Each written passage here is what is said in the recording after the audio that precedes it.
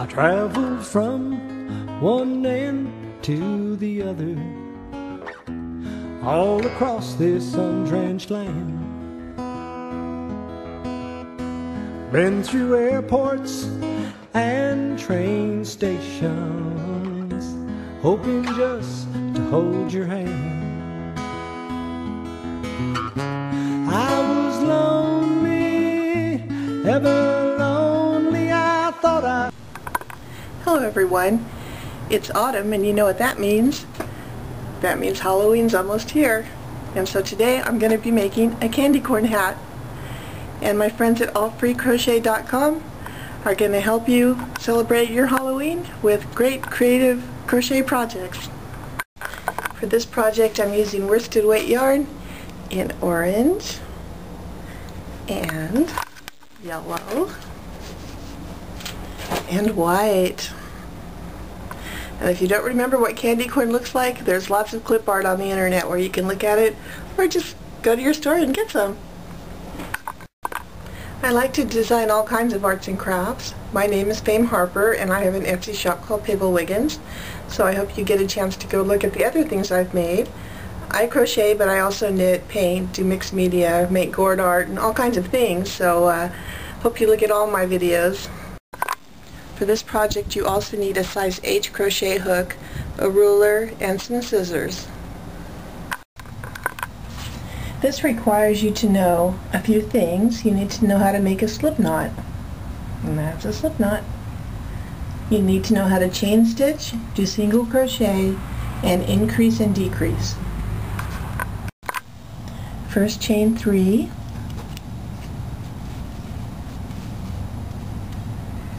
and then do a slip stitch to make a little tiny circle.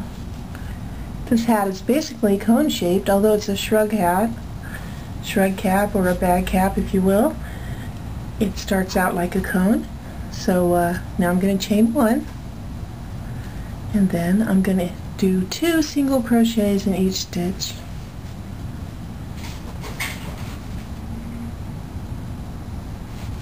As I go all the way around, I'm going to make a little point, like a little pointy hat.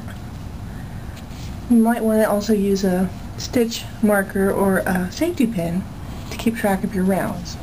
I don't usually need them, but since you're just learning, maybe it will help you keep track of where you're at.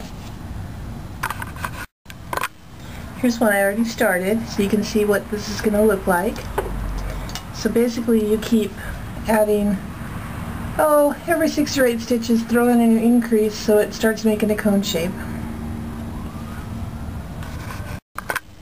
As you can see, it's starting to make a little cone. So I'm just doing a spiral all the way around the hat, and every now and then I do an increase, like right here. 2 single crochets in 1 stitch, that's an increase. Just keep going around. And if you're clever, you'll catch all your loose ends as you go, so you don't have to sew them in later. It'll save you time. So you're going to go about as big as a finger puppet. And here's, let's see, I can measure it for you. Hang on a second. This one is about 2.5 inches long before I change to orange. Okay? Now what I'm hoping to teach you is how to eyeball what you're making and decide when you need to flare out a little more, and that way you don't have the tedium of reading those complicated directions that tell you do 10, increase 1, do 25, increase 1.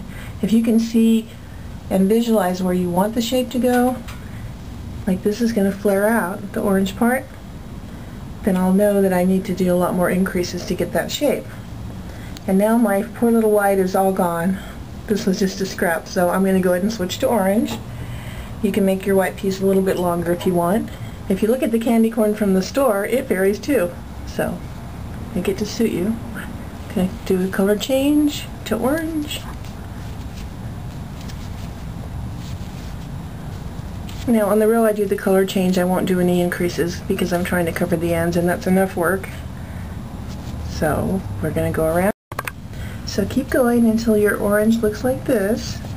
I'm going to do a couple more inches of orange, and what I'm aiming at is when the orange is a little bit wider than this, I'll switch to yellow, and then I'll make it big enough to go around my head. Here's what it looks like so far. It's about big enough to go over the crown of my head, so I think I'm going to start with the yellow now.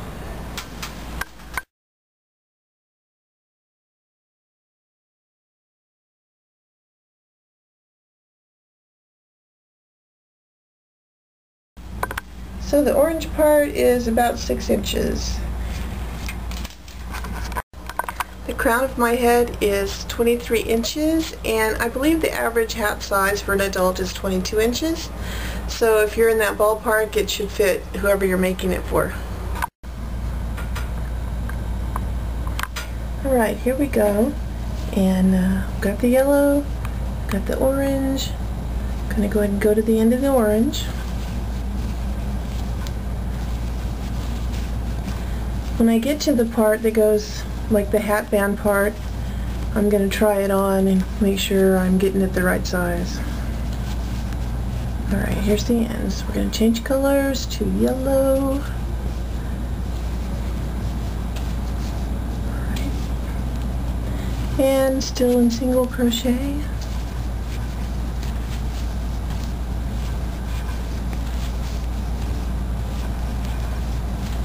There, it's looking like candy corn more already. So after I get this covered up, the ends covered up, I'll just do one round yellow, and then I'll start doing increases. Alright, there you can see the first row of yellow. And now I'm going to keep going in that same cone shape until I get a few inches from the end, and then I'm going to do a few decreases to make it hug my head. After 3 rows of yellow, 1, 2, 3, go ahead and put your stitch marker in, and then you can start your decreases. I've already done a few decreases, but say that was your stitch marker. This right here is actually starting to be too big for my head, so I need to pull it in for the headband, the part that sits on the crown of my head. After I did 3 rows of yellow, I put in a stitch marker, like so.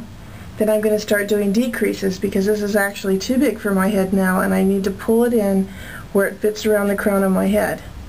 So from your marker, you're going to single crochet 10. Let's say that's 10 right there. Then I'm going to do a decrease, then single crochet 10, then do a decrease, and just repeat that around for 1 row until you get back to your marker. That will start to bring it in. Once you get back to your marker, go ahead and move it up a row, and for 1 row I'm just going to do single crochet all the way around. When you get to the end of the row, try the hat on. If it's too tight, you did too many decreases, but I don't think it will be. You can always rip back a little and take a couple of them out. This is still a little loose, which is okay, because I can always do a few more decreases as it gets almost to the edge. I still want to do maybe another inch of yellow. Keep trying it on every row, and I added 5 more decreases. It's about right. I think I'll add a couple more, and we'll see how it fits then. Now the final row is just going to be a slip stitch, which is going to tighten it in even more. So get it like, you know, fairly tight, but don't make it really tight, because that last little bit is going to, you know, cinch it in. Now if your hat already fits you perfectly, you don't even need the final row, but I think it makes a little neater of a finish. That's why I always do it. Now I've come to the end of my yellow. The yellow bit is 2.5 inches wide, and I have the last row to do. And like I said, I like to do slip stitch the last row to pull in and make a decorative edging. So slip stitch, slip stitch. You can put your marker here if you want, but I find when I get back to it I can't get my hook in there, and that's when I know I'm at the end. And so just do this all the way around. See how that makes a little more of a pretty edge than it does over here? Almost done. When you get back to the beginning, pull that in through, cut off the excess,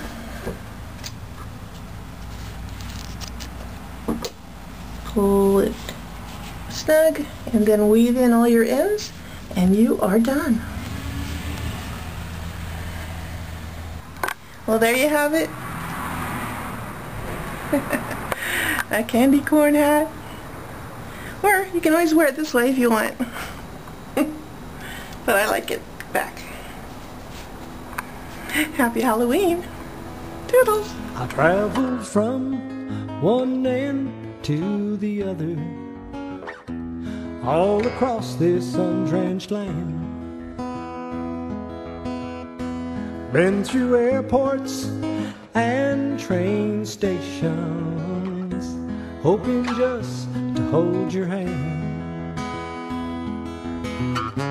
I was lonely, ever lonely. I thought I heard you walking past my door.